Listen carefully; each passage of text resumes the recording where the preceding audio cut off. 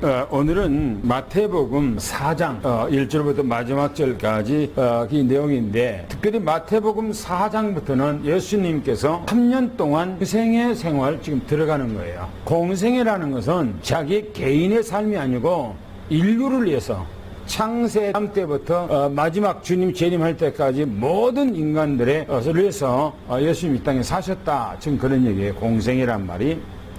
근데 마태복음 4장에 보면 예수님께서 시험을 당하신 그 내용이 기록되어 있어요. 좀 아이러니한 내용이죠. 특별히 성경의 본문에 보면 성령의 이끌림 받아서 성령이 이끌어서 강야로 예수님을 데리고 가서 마귀에게 시험 받도록 했다, 지금 그런 얘기예요. 왜 성령의 이끌림 받았다고 얘기하고 있고 마귀에게 시험을 당해야 되냐 하는 겁니다. 이 말씀을 우리는 성경적으로 풀어서 이 말씀이 무슨 의미와 뜻을 담고 있는가, 우리는 이 말씀을 생각을 해야 돼요. 그리고 이 말씀과 우리는 또 어떻게 적용시키고 연관시켜야 되는가 하는 거죠, 이 말씀이.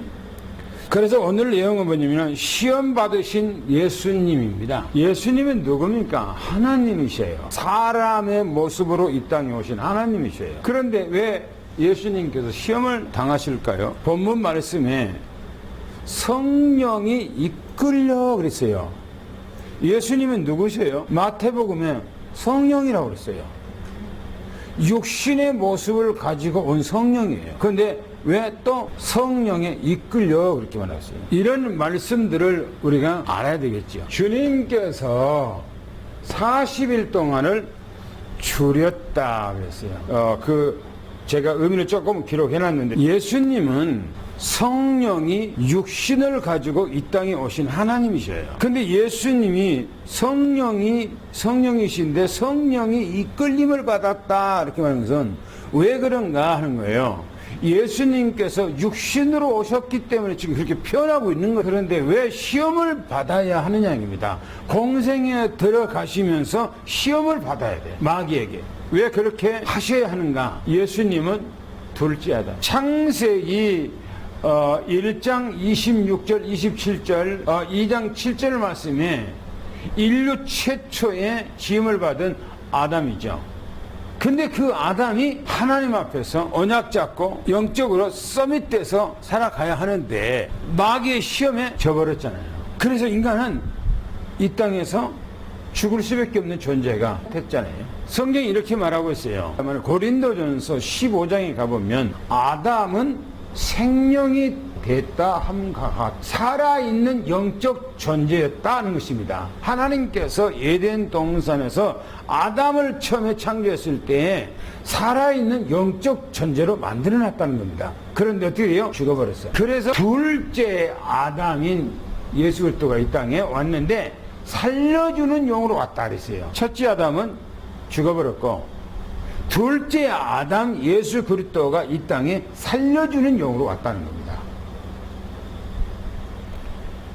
로마서 5장에 가보면 예수 그리스도 아담은 오실자의 모형이라 그렇게 말하고 있어요. 오실자의 모형이란 말이 누가 오실자의 모형이라는 거예요? 아담을 만들어 놓고 오실자의 모형을 있다는 거예요. 누가 온다는 거예요? 메시아 예수 그리스도가 이 땅에 와야 한다는 거예요. 그래서 예수 그리스도는 두 번째 아담으로 이 땅에 오신 겁니다. 예수님께서 이 땅에 와서 두 번째 아담으로 와서 반드시 공생에 들어가는 코스 속에서 40일 동안을 금식을 해야 돼요. 40일 동안을 먹지도 않고 마시지도 않았다면 사람은 죽어요. 그런데 예수님은 물도 잡수지도 않은 거예요.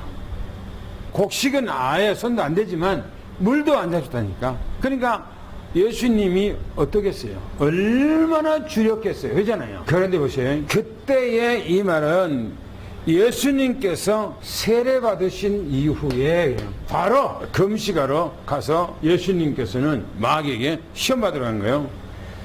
예수께서 성령에 이끌려, 성령 자체의 예수님께서, 그러니까 성령께서 이끌렸다고 하는 표현 자체는 예수님이 육신으로 이 땅에 오셔서 완벽한 여러분들과 나하고 똑같이 닮은 육신이기 때문에 바로 이렇게 표현한 거예요. 원래 예수님이 성령이시지만. 보세요. 마귀에게 광야로 예수님이 가신 거예요. 성경에 보니까 40일을 밤낮으로 줄였다. 밤낮으로 줄였다는 말은 밤낮으로 고통당했다 그 말이에요. 40일 동안에 너무너무나 힘들게 이렇게 고통을 당해요. 예수님께서는 둘째 아담으로 와서 우리에게 승리를 안겨다 주고 우리에게 생명을 안겨다 주고 우리에게 구원을 안겨다 주고 영원한 하나님의 나라를 안겨다 줘야 돼요.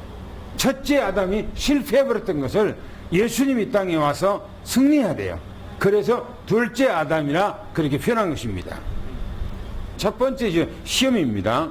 시험하는 자가 그랬어요. 지금 예수 앞에 나왔어요. 내가 하나님의 아들이거든. 이 말을 우리가 말하면 너 하나님의 자녀 맞냐? 너 구원 받았어? 하나님의 백성 맞아? 지금 마귀가 꼬대기고 있는 것처럼 예수님 앞에 와서 네가 하나님의 아들이 맞냐? 그러면 이 돌들 그랬어요. 떡이 되게 하라는 거예요. 후대 광야에는요 돌들이 너무너무나 많아. 떡같이 생긴 것들이. 마귀가 떡 한번 만들어 봐라. 예수님께서 떡을 만들 수 있어요 없어요? 능이 있어요. 왜?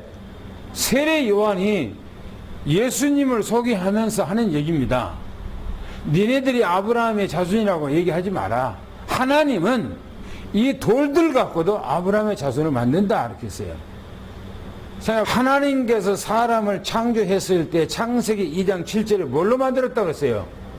흙으로 만들었다고 했어요. 그런데 마귀가 지금 예수님 앞에 와서 시험하는 뭔가가 동기가 있잖아요. 예수님 그걸 아는 거예요. 만들 수 있지만은 안 만들어요. 사단이 아담입니다. 아담의 이 가정에 찾아와서 뭐랍니까? 간교하게 여겼어요. 내가 하나님의 아들이냐 그 말이에요. 지금 하나님께서 동산 나무 열매 먹는 거죠. 먹는 거 다 먹지 말라고 하더냐라고 말하고 있어요. 그러니까 먹는 것을 시험하는 거예요. 여러분이요 마지막 때는 먹는 거 심각해집니다. 그럼 어떻게 할 겁니까? 그런데 성경에 보면 예수님께서 사단에게 기록되었으되 그랬어요. 기록되었으되 뭔 말입니까? 성경 말씀이요. 하나님의 말씀입니다. 이게 말씀. 사람이 떡으로만 살 것, 이 살 것이 아니에요. 하나님께서 살려주지 않으면 인간은 못 사는 거예요. 뭘로 산다고요? 하나님으로부터 나오는 모든 말씀으로 산다는 거예요. 에덴 동산에서 마귀가 아담에게 시험 왔을 때는 아담은요 말씀이 없었어요. 하나님께서 창세기 2장 17절에 따먹지 말아야겠다 반드시 죽는다 했다고 마음에 확신이 딱 있었으면은 안 그랬을 거예요. 그런데 보시오, 아담과 하와가 어떻게 합니까? 대꾸도 못하고 그냥 넘어가 버리잖아요. 근데 보시오, 예수님께서는 말씀으로 물리쳐버리는 거예요. 그런데 우리는 말씀으로 살아야 돼요. 할렐루야. 말씀이 아니면 나를 이기지 못한다니까요. 앞으로 어떻게 할 겁니까? 분명히 재난이 집이 들어갔어요. 이미 재난이. 내가 여러분들에게 늘 얘기했던 거가 넉넉히 잡고 30년 주님 오는데 안 걸릴 거라고 내가 얘기했어요. 30년 안 걸릴 거라. 지금 10년 지났어요. 그러면 20년치 안 걸려요. 그죠? 20년이 아니에요. 20년. 제가 넉넉히 잡고 20년 얘기한 거예요. 앞으로 세상이 어떻게 더 변화돼 가고 있는가 보세요. 그런데 세상에서는 뭐라고 그렇게 한 줄 알아요? 기상청에서 뭐라고 해요? 엘니뇨 때문에.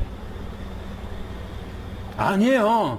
성경에서 말하고 있어요. 성경에서 하나님께서 말씀하기를 말세가 되면 그렇게 될 거라고 다니엘서도 말하고 있고 예수님의 공생애도 말하고 있고 사도 바울도 얘기하고 있고 요한계시록 요한도 얘기하고 있고요. 그때가 되면은 머리를 들라는 겁니다.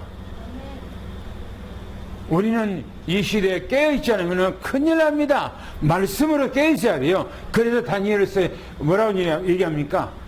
말세가 되면 믿음이 다 깨져버린다잖아요. 주님께서 2600년 전에 그 얘기해놨잖아요. 하나님의 입에서 나오는 모든 말씀으로 산다고 했어요. 모든 말씀은 성경 말씀이에요. 이 성경 말씀이 나를 지켜주고 우리 가정을 지켜주고 나를 생존케 해주고 그런 겁니다. 할렐루야. 주님께서 세상에 어떻게 지금 일끌어 나가고 있는 걸 저는 유심히 보고 있어요. 사단이 지금 예수를 어디로 데리고 왔다고요? 거룩한 성으로 데리고 왔어요. 그리고 성전 꼭대기에다 세웠어요. 만일 네가 하나님의 아들이면 뭐라고요? 높은 곳에다가 올려놓고 뛰어내리라는 거예요. 그가 너를 위해서 사자. 그러니까 사자는 누굽니까? 천사죠, 천사. 하나님께서 천사를 얼른 보내서 너를 뛰어내린 것을 딱 받쳐서 돌에 부딪히지 않게 할 것이다. 뭡니까 이게? 명예심이에요. 그래서 말하니까 결코 결코 이 말은요 절대로 어떤 경우라도 결단코 죽지 않게 할 거 아니냐라고 명예심입니다. 보세요. 먹는 날에는 눈이 뭐요? 밝아져. 누구같이? 하나님같이 된다는 거죠. 신앙생활 하면서요 교회에서 무슨 명예 이런 것이 아니에요. 뭐가 그렇게 명예가 중요합니까? 아무것도 중요한 것 없어요. 내가 하나님 앞에 내 맡은 자리에서 얼마나 충성하고 얼마나 말씀 가운데 바르게 서서 내가 하나님 앞에 부끄럼 없는 삶으로 하나님과 늘 교통하면서 하나님과 영적 서밋이 되냐, 그것이 중요한 거예요. 명예를 여러분들 주하다 보면 마음이 실족하고요, 명예를 주하다 보면 시험 들고 막 그래요. 먹는 날에는 결코 죽지 않냐고, 네가 하나님같이 된다는, 하나님같이. 내가 뭔가 하면 하나님같이 된다고 하는 어떤 생각을 가지고 있으면 안 돼요. 우리는 다 내려놔버리고, 그죠? 뭐가 그렇게 명예가 중요합니까? 다 내려놔버려야 돼요. 예수께서 사단에게 명령합니다. 뭐라고 명령합니까? 기록되었으되 주 너의 하나님을 시험하지 말라. 할렐루야. 주 너의 하나님 시험하지 말라는 겁니다. 그렇죠? 우리는요 말씀으로 서야 돼요. 주님의 말씀에 굳게 서기를 바랍니다. 할렐루야. 마지막이에요. 사단의 목적이에요. 먹는 거, 이거는요 뭡니까? 이것을 위해서 수단으로 지금 쓰고 있는 거예요. 지금 경배의 대상을 바꾸기 위해서 이 먹는 것으로 지금 하고, 이 명예 이런 것들은 수단으로 사용하고 있는 거예요. 지금 이렇게 얘기합니다. 마귀가 예수님을 지극히 높은 산으로 데리고 갔어요. 그리고 천하만국을 영광을 보여줘요. 영광을. 그리고 내게 만일 엎드려 보시오, 경배하면, 지가 누군데 지기한테 지가 경배를 받아야 돼요. 그죠? 지금 동기가 여기서 딱 나오는 거예요. 보세요.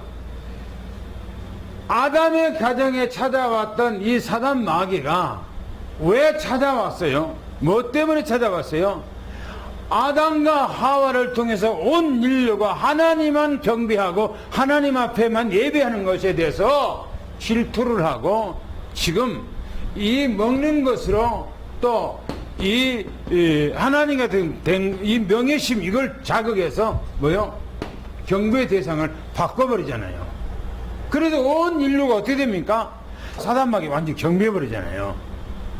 그래서 예수님이 이 땅에 온 것은 사단 마귀에게 뺏겨버렸던 걸 다시 찾아오는 거예요.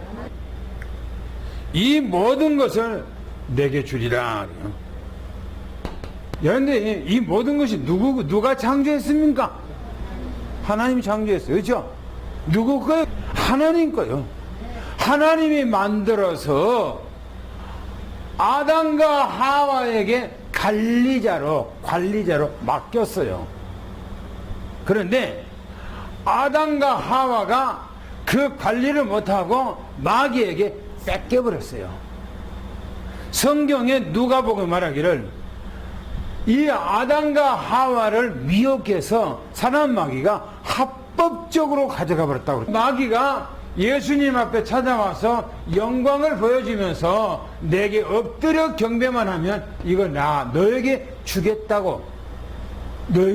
원래 예수님 거예요. 고린도전서 15장에 보면 주님께서 이 땅에 재림할 때에 마귀에게 뺏겨버렸던 것을 완전히 뺏어서 하나님 앞에 돌린다고 그랬어요. 그날이 얼마 안 남았어. 할렐루야. 여자가 그 나무를 본즉 그랬어. 나무 열매를 딱 봤어요. 마귀가 뭐 했습니까? 생각을 지금 바꿔줬어요. 안경을 끼워줬어요. 그렇죠? 그 생각을 바꿔주고 안경을 끼워준 그것을 가지고 나무 열매를 딱 봤어요. 먹음직 지혜롭게 하는 거 탐스럽다. 그러고 뭐라고 했어요? 따먹고 남편에게 주어버렸다. 남편도 따지지도 않고 묻지도 않고 마누라가 주니까 털썩 그거 먹어버렸어. 그래서 두 사람이서 어떻게 되었다고요?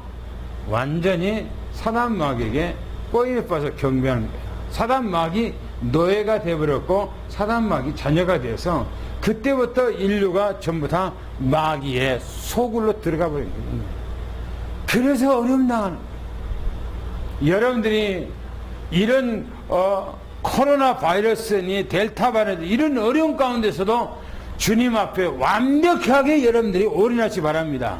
할렐루야. 그러면 하나님께서는 우리 편이에요. 요셉이가 전 세계에 흉년 들었을 때 하나님 앞에 올인했던 요셉에게는 하나님께 굶지 않도록 해줬어요. 성경에 보니까 노아 시대 때 전 세계가 타락했을 때 하나님 앞에 올인했던 노아의 가정은 생명을 부지했어요. 오늘 우리는 주님 앞에 올인하기를 예수 축원합니다. 예수님께서 사단에게 명령합니다. 사단아 물러가라. 할렐루야. 그리고 기록 되었으되 주 너의 하나님만, 할렐루야, 주 너의 하나님만 경배하는 게 경배. 그렇죠? 우리의 경배의 대상은 하나님밖에 없는 거예요. 누구도 경배 대상이 안 되는 겁니다. 오직 주님만 경배하기를 축원합니다. 그리고 그만 섬기는 거예요. 예수님만 섬기기를 예수 축원합니다. 이게 우리의 믿음이란 말이에요. 믿음이. 하나님 감사합니다.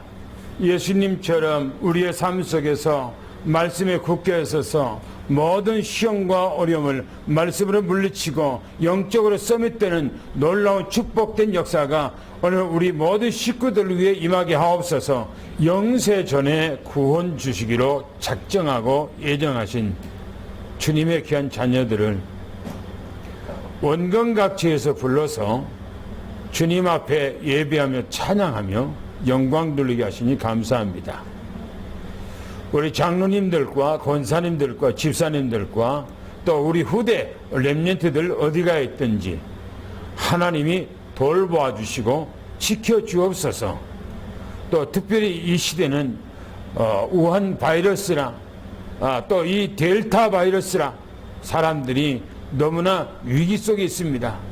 그러나 주님께서는 이스라엘 백성들이 에집트에 있었을 때에 이스라엘 백성들, 언약의 백성들이 있는 곳에서는 어떤 재앙 하나도 내리지 아니했다고 말씀하셨습니다. 하나님 지켜주시옵소서. 그리고 보호해 주시옵소서.